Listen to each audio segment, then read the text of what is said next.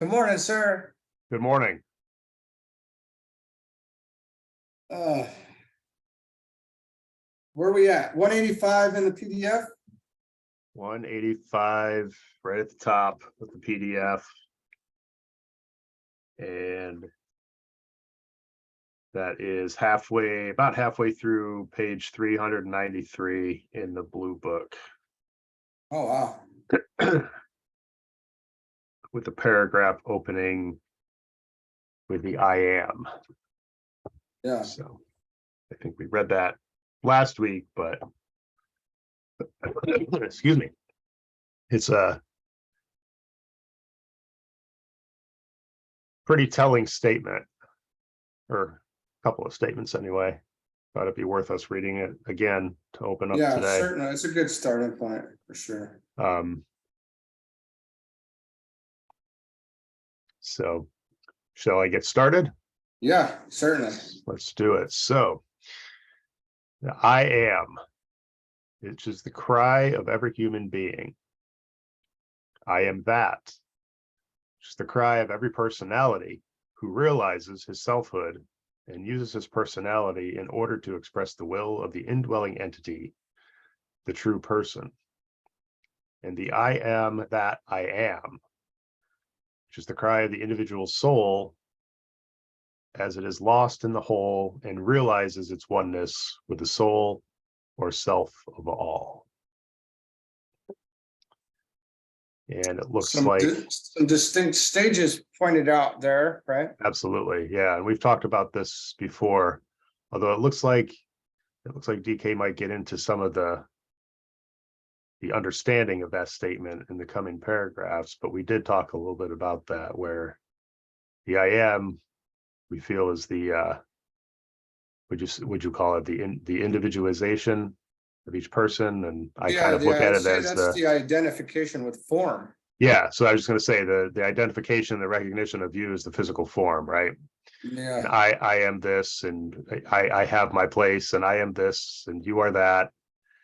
And then the I am that is where we start diving into gaining that understanding of we're much more than just this physical form. We're part of something much bigger.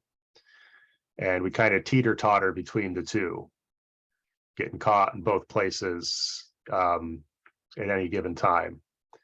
And then the I am that I am is back to an individualization, but this time as at one with the whole. You are just one.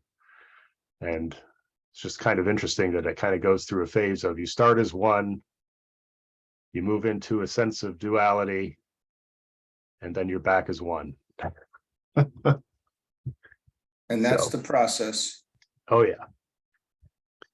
So going on, the characteristics of the individual who is beginning to function as a personality might be briefly enumerated as follows. They are simple and clear and preeminently selfish. Let it not be forgotten that the primitive step on the way to selfhood of necessity is selfishness. Let it be equally well remembered that the prime hindrance to the advanced and highly evolved personality is selfhood, or the prolongation of the selfish attitude. The characteristics, therefore, are in their sequential development as follows. 1, the ability to say, I am, I wish, I desire, I will. 2, the consciousness of being at the center of one's tiny universe. Unquote, around me, the heavens move and the stars in their courses revolve, end quote. That is the motto of this stage. 3, the sense of drama and the capacity to visualize oneself as the center of one's environment. 4, the sense of responsibility and the aptitude to regard the surrounding members of the human family as dependent upon one. 5, the sense of importance, the outgrowth of the above. This demonstrates in power and influence where there is a real and steadily awakening entity behind the persona, and in braggadocio and bombast where a small selfish creature functions. 6, The power to use the entire equipment so that the mind and brain function synchronously, and the emotional nature is thereby subordinated, inhibited, or controlled. This involves the steady growth of the power to use thought. 7, capacity to live a coordinated life so that the entire man functions and is guided by purpose, expressing the energy of will, by desire, expressing the energy of emotional or psychic nature, and by vitality, which swings the physical vehicle into line with purpose and desire. And 8, power to influence, sway, guide, and hold others within the range of individual purpose and desire. When this stage has been reached, the 3 energies which constitute a personality have been successfully fused and merged, and the mechanism or instrument of the indwelling self is a usable and a valuable asset. The man is a potent personality and becomes the center of a group. He finds himself to be a focal point for other lives and is an influential magnetic individual, swaying others, coordinating human units into groups and organisms. He becomes the head of organizations and of parties, of religious and political bodies, and of nations in some cases. Thus do the dominant personalities come into being and find themselves. They discover thus the distinction between the center of power, the self, and the equipment, and they finally become conscious of vocation in the true sense of the term.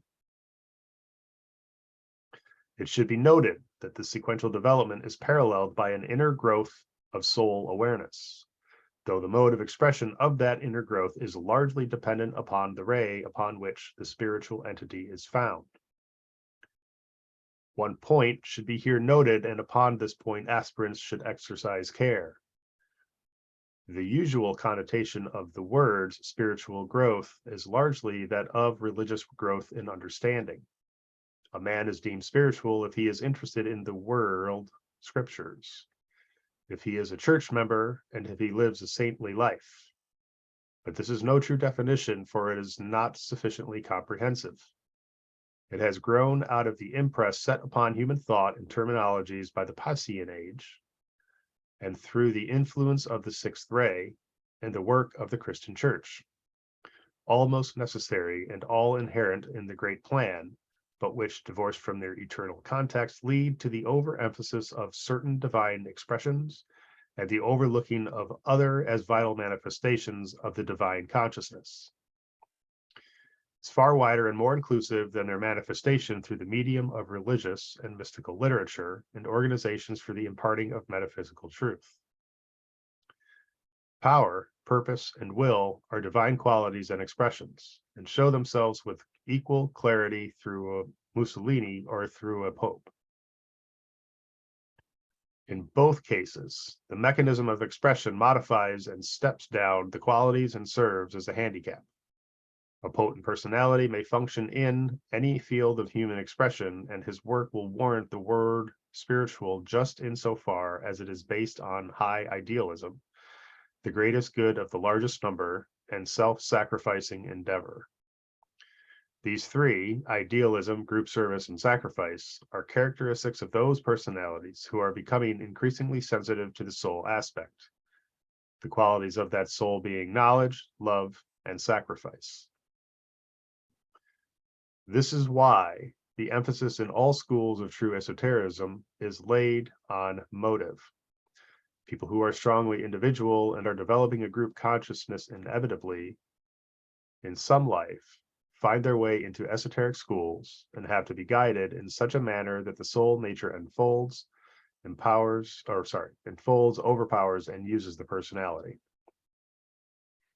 The outstanding characteristics of those personalities who are not as yet soul-centered or controlled are dominance, ambition, pride, and lack of love to the whole, though they frequently possess love for those who are necessary to them or to their comfort. Well, that's a really distinguishing part right there, buddy. Yeah. That's the dividing line, if you can imagine. That's it right there. Those who are ambitious and prideful, and they lack love to the whole. That's the tell. If we're playing if you're playing a hand in poker, that's the tell. The lack of love to the whole. Yeah. But for those who possess love for those who are necessary to them, or to their comfort, family, you love your, and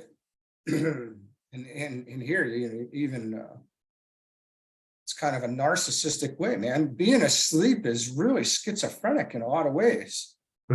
It's a really insane kind of an event, right? Because you're being so selfish, right? And not even if the people who are being unselfish, most of the time, as we know it, are being selfishly unselfish. And that's a glamour that DK talks about in and of itself. So there's a real dividing line here, as far as I can tell. It's very deep, man.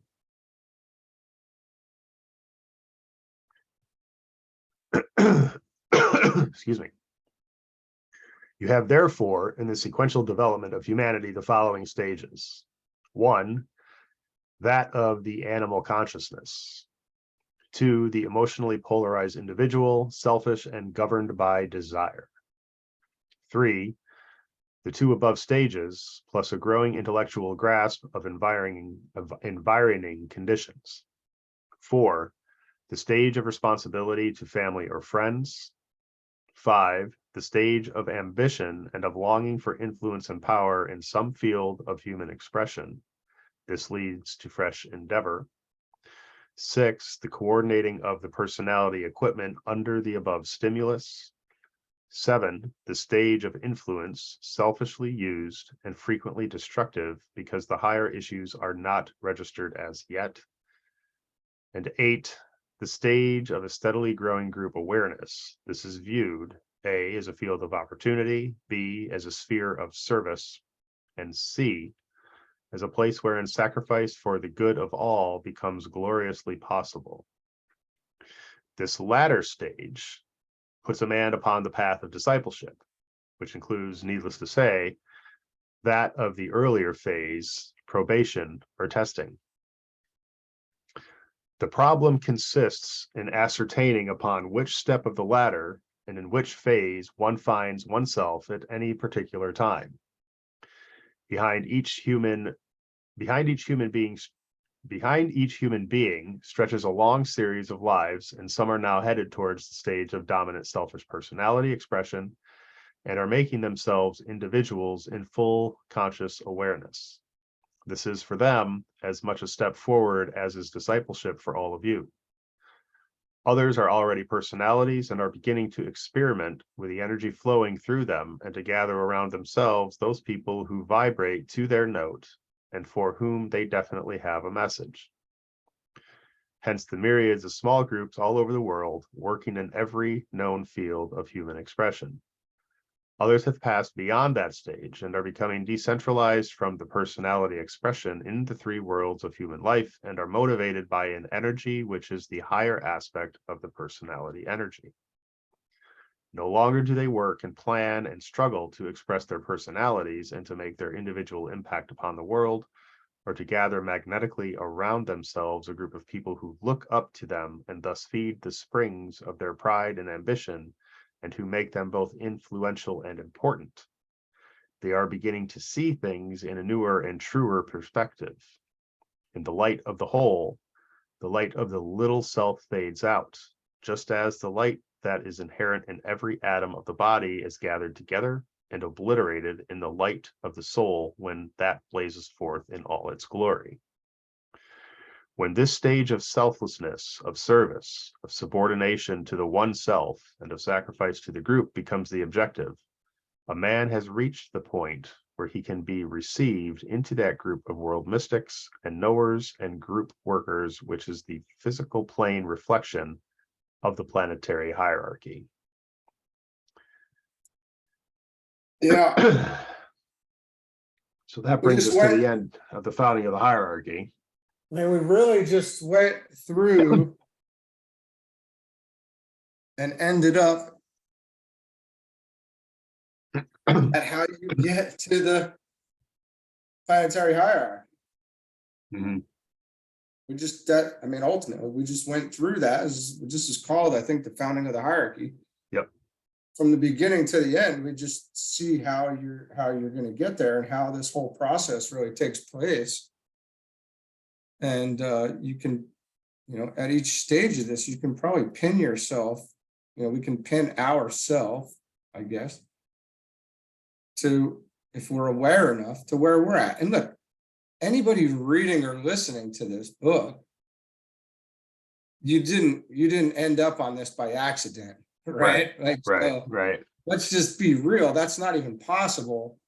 If you weren't meant to read this, you would be repulsed by this material. You can't even read this unless you're magnetically pulled to it. Right. And that says a lot about where an individual might be on the path. We think that somebody can just go pick this book up and start reading it? No, sir. That is not, that book would never show up in front of their face ever. So we should be identifying ourselves. And I would go a step further, and I would say, if we look at the ladder puts us a man upon the path of discipleship,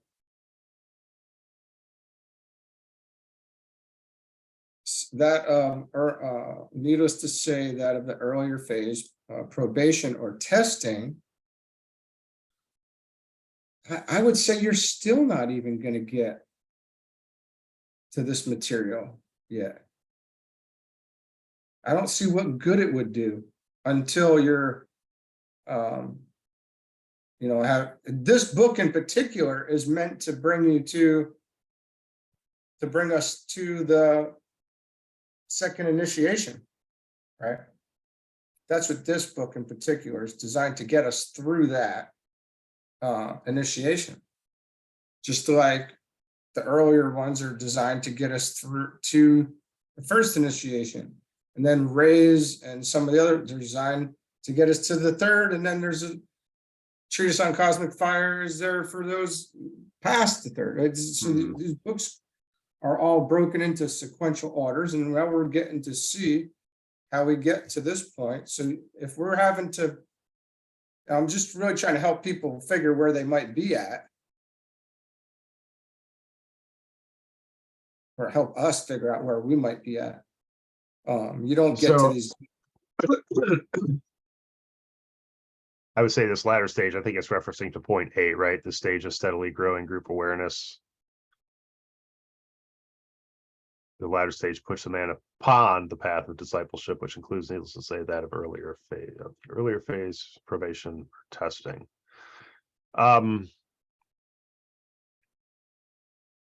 So I wouldn't necessarily say that, and obviously I could be completely wrong in this, but I wouldn't necessarily say that someone might not be magnetically drawn to this material until after they hit this point.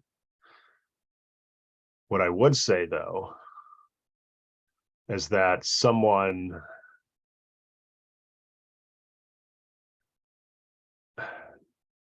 Not until after, I when guess you're maybe, ready for this point. I was going to say, someone might come across this material and read through this and be, like you said, be like vehemently opposed to it because it could be slapping them in the face in the way that they're in this selfish stage and they're thinking that they're not selfish because they have these personality aspects of,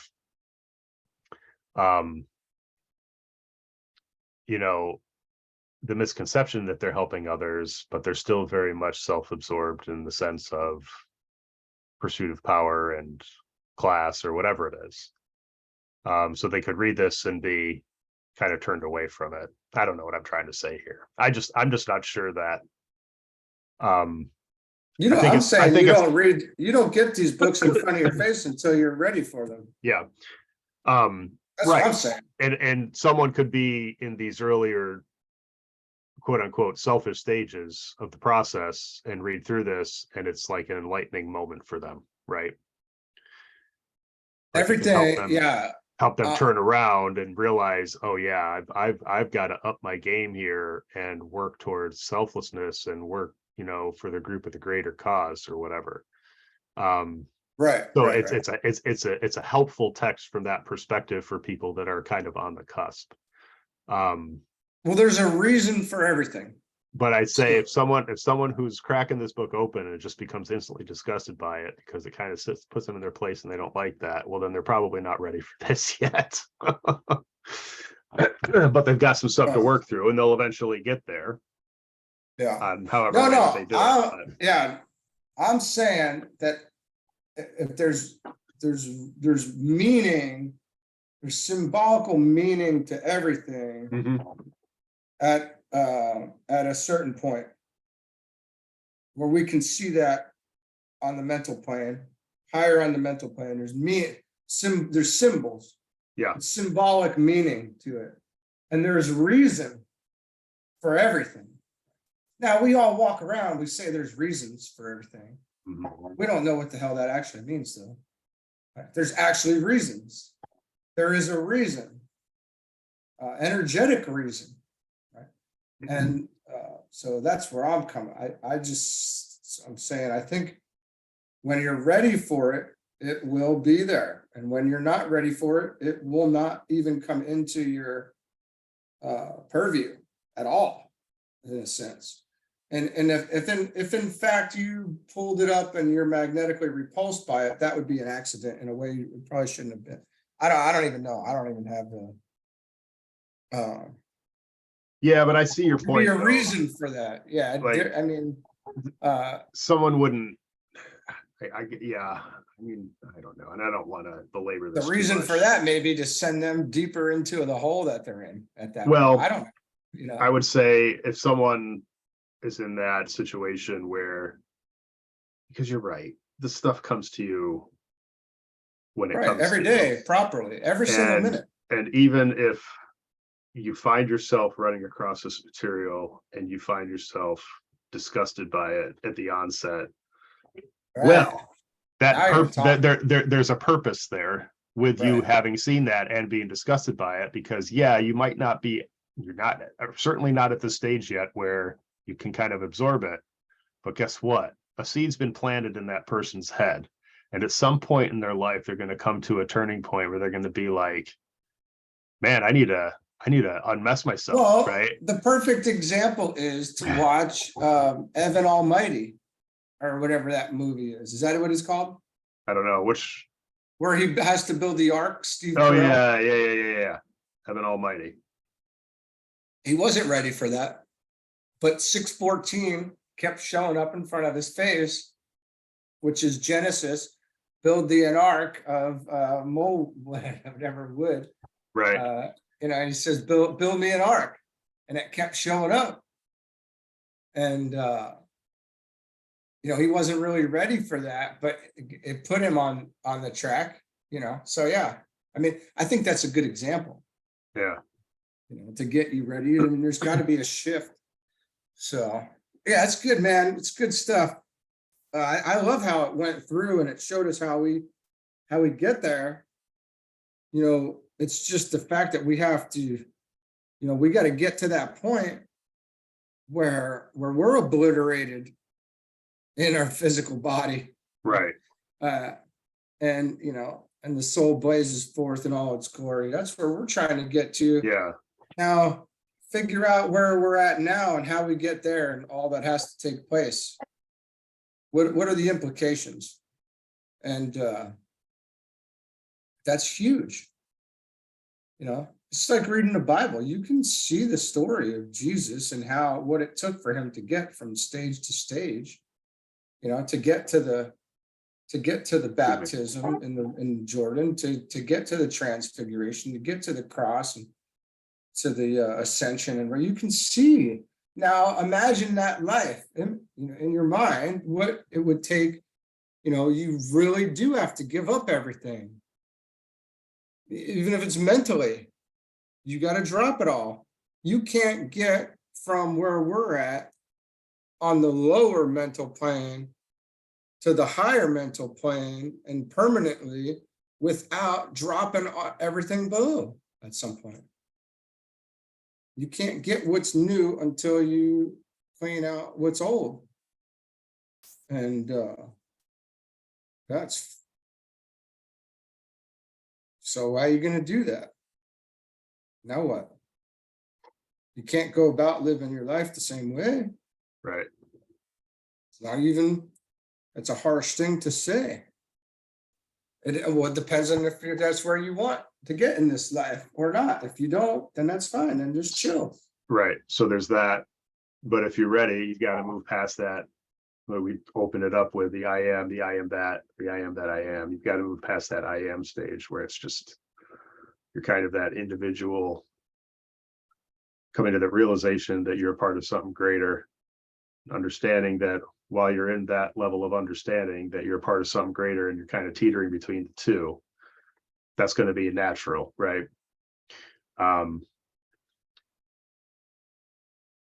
Well, the travesty as I see it, the tragedy of this is DK says many of us are ready to do that, to take the next step, right? Mm-hmm. So the tragedy is being stuck, staying stuck, and not making any progress, real progress. Right. And then finding out, who wants to find out that, that this was an opportunity for real significant growth. And we fought against it the entire way. And because we fought so hard, we managed to stave it off. Well, that's really good point. The not fighting against it perspective, because you and I were kind of talking about that a little bit earlier. Yeah. Where and I'm trying to backtrack and think what we said, but it was, you get in the flow. Yeah. But you're essentially, you have to kind of raise your vibration to catch up with where this is going and what's going on, to catch up with the energy flow. That's what we were talking about, the energy flow, and how the energy flow is doing what it's going to do. You can't change it, but you have to catch up with it, versus the thought process of someone who thinks that they can do something to change the energy flow. Well, in a sense it does, but it's because you're not meeting where the energy flow is and where it's going. So you're kind of a wrench in the iron there. But yeah, I can't speak to it very well right now, but we had a good conversation. There's not a lot of words for it, man. There's really not. But that is where we're going to get to with this baptism. This is what this book is for, to get us to the baptism in the Jordan, to get us to the stream entry, Sotopana, whatever you want to call it, to get in the flow with consciousness. And then, instead of fighting against it, the current, we're fighting against the currents all the time, man. And we have this perspective that, I'm very successful, or, it takes money to be successful. And what we talked about was, if you get in the flow and your life and your dharma is to be poor, but you're in the flow with being poor, then you are very successful. Right. Essentially, you're not poor. That's an illusion. You know what I mean? Like, all of this crap is crap, right? Like, so you've worked through the glamour and the illusion, and now you can, a lot of that Maya, that wrapping that wraps us, is falling away, man. And you can see much more clearly that just because you're poor and somebody next to you is wealthy, looking at you like you're poor, you're looking at them with sympathy for them not knowing who they are. Yeah. So that's the key, right? Is to not be resistant of that. And then you really, it's a point of getting comfortable with that, Well, getting yeah. getting comfortable with what that all holds in store for you. Well, And and that's finding your success astrology. through that. And then, so for the people that want to do that, that's essentially where you have to go with it. Is really getting comfortable with being where it is that the universe puts you in and rolling with the flow from that perspective. Now, I guess if someone wants to be and find themselves in that situation, and that might be what the universe offered up for them, but they want to consistently resist it, well, that's your life choice. But I guess the word of advice is you can either get comfortable with what it is, or you can get comfortable with not being comfortable, because if you resist it, that's all it's going to be, is a life of discomfort. And you Well, just, that's free will. right. Free will is your choice to be uncomfortable. Yeah. So how about that? I mean, in a very strange way, because free will is not at all what we think it is. Mhm. We know that. We look at your astrology charts and this and that, all these forces that are pounding us all the time from every different direction, including that of others, and all this, everybody else's vortex of craziness, affecting your decisions that you are forced to make. But besides all of that, you can still choose to be in the flow with it. Right. And let it go and be the observer and get into consciousness and free your mind, I want to say, essentially. Right. That's the choice, as I see it right now, from my limited perspective, sir. Don't listen to me, because I'm crazy.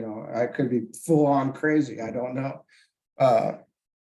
But, look at your North Node. DK says, look at your astrology chart and see what your rising sign has to offer for you. Right. Your rising sign is where your life should be leading. Exactly. And that's kind of like, your dharma in a way. This is your challenge. These are it's your goal, and that's what you want to get in line with. Don't try to be something that you're not. Yep. If your rising sign is over here, don't try to take on my rising sign. That would be dumb. Yeah. Absolutely. If these people talk about manifesting your best life, you're not going to do that. That's ignorance. It's the height of ignorance. You can, but you have to, like you just said, you have to follow what's laid out for you in your chart, and you have to aim your compass toward your North Node and where you're supposed to be going. And then you will be living your best life. Right. If you resist that, you're just going to be setting yourself for continuous disappointment, discomfort. You want to be a rock superstar, but your chart says you're going to be a cook, a humble servant. Why push it, man? Yeah. Funny. But the goal ultimately is to get to where the DK's talking about.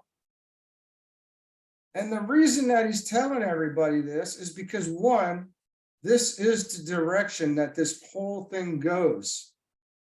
There's no other way. The only other way is to fight against it. And even as you fight against it, it's still going to continue to move in this direction anyway. If you want to be the last one to enter, you can do that. But goodness gracious, that you talk about misery along the way. So if this is the direction this goes, so why not knock it out and get to achieve the goal? If you're going to run the race, you run the race to win, right? Right. I don't know if there's this ignorance. Sure, we've had this ignorance about us, where maybe we didn't know that this stuff, that there's a race going on. Well, Right. now you know. There's a race to consciousness, conscious awareness. A man will be judged by his mind soon. He will no longer be judged by his material possessions by the end of the age of Aquarius. So you're dead in the water with this nonsense at this point anyway. You're fighting the current in the age of Aquarius, the water bearer anyway, and Uranus and the mind. And we're going to be, it's going to be amazing in 1,000, 1,500 years from now, but we're talking about this as the advanced team in a way, right? But we're in this world, but we're not of it at this point. And we're in line with our generation to help guide this thing along, to start making, to bring these new ideas and ideals in. But we're also growing with it ourselves. Right. Thank God we've got these people who've walked the path before us to keep us, on it. But don't, I think the crazy part for me is, is fighting it. That's the crazy part. Yeah. Is to fight against it. In the face of what it is. And if you read it it doesn't take long to read this material to know the truth in it, because it's your life. It is your life, and it's each of our lives, and this is what's happening to us. It's like reading your own story. Events may vary. Experiences may vary, but it's still going to line up with this. So you want to pause this? And I don't know. I mean, how far? I don't think it really matters. I mean, we went off on a pretty big tangent there towards the end. I mean, right, but we're still in Rule 10, so it's a good conversation. But I wouldn't mind pausing it there and starting another one. Starting up for the next section. Yeah. All right. So we're still in Rule 10. So we just closed out on the founding of the hierarchy. So all right, hold on. I'm just gonna, and then we'll start a new one. All right. See you soon. yes.